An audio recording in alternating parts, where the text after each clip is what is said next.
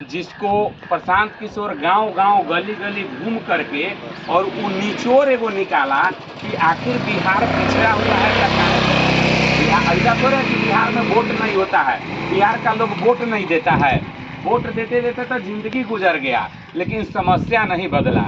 जिसको हम वोट दिए उसका खानदान बदल गया लेकिन जो वोटर था उसका स्थिति नहीं बदला, न समाज बदला। तो यह जो 5 गो चीज घूम घूम के निकाले उसमें पहला चीज है कि युवाओं का पलायन है। यहाँ से 10 से 15 हजार रुपया कमाने के लिए लोग बाहर जा रहे हैं। यहाँ वो व्यवस्था नहीं है, अपना घर में लोग मेहमान बन के रह गया है। होली या दिवाली में आते हैं, 4 दिन रहते हैं और फिर आने से पहले जाने का टिकट कन्फर्म हो गया रहता है कि कई दिन रहना है, चला जाना है। तो आखिर बिहार का लोग अब कब तक ये सब करता रहेगा।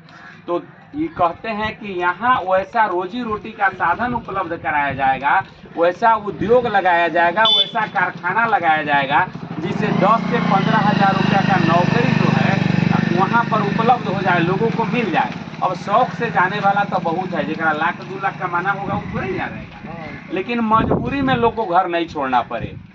दूसरा है जो वृद्धा पेंशन है, महंगाई धरती से आसमान छू गया, बाकी पेंशन लोग को 400 रुपया मिलता है। तो यह भी एगो मुद्दा है, क्योंकि बुजुर्ग आदमी को मतलब नौजवान भले हम लोग ये बात को नहीं समझे, लेकिन बुजुर्ग आदमी को जो पेंशन मिलता है उससे बड़ी आसरा रहता है, एगो सहयोग मिल जाता है उनको।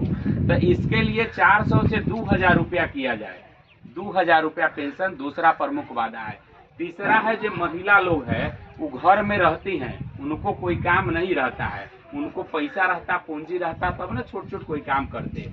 दिल्ली जैसा जगह पर जब महिला यहाँ से जाती है तो वहाँ वो बैठ के नहीं रहती है, भले कह देती है कि हम एसी में रहते हैं, लेकिन सब लोग एसी में नहीं रह पाता है। हाँ, वहाँ कोई चूड़े बना रहा है तो मोती लगा रहा है, वहाँ वैसा काम के उपलब्धता है जो घरों में बैठ के 5-10 हजार रुपया महीना में वो कमा लेते हैं। तो वैसा व्यवस्था अगर यहाँ हो जाएगा तो यहाँ भी लोग कमाएगा।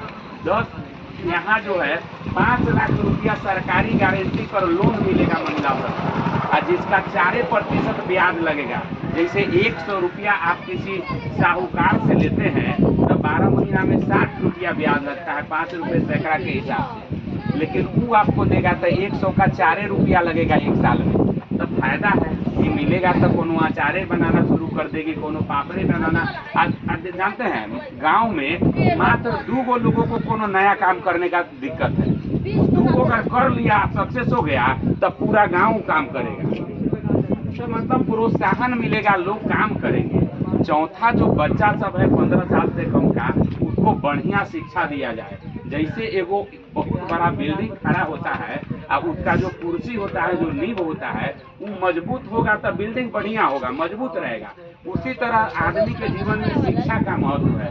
अगर शिक्षा बेहतर मिल गया, बढ़िया से पढ़ लिख गया लड़का, तो जीवन में किसी तरह खुशिये से जीवन काटेगा।